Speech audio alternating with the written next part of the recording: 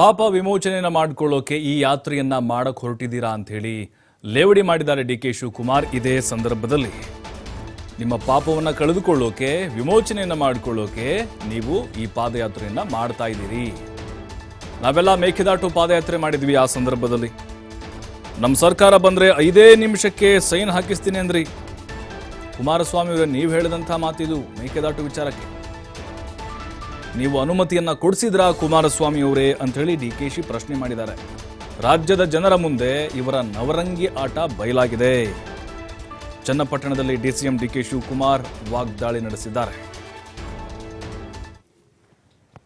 ಪಾಪ ವಿಮೋಚನಾ ಪಾದಯಾತ್ರೆಯನ್ನು ಏನು ಮಾಡ್ತಾ ಇದ್ವಿ, ಕುಮಾರನ ನಾನು 24 ಗಂಟೆಷ್ಟು 5 ನಿಮಿಷದಲ್ಲಿ ನಾವು ಪಾದಯಾತ್ರೆ ಮಾಡೋದು ಬೇಕಿದ್ದಾರೆ.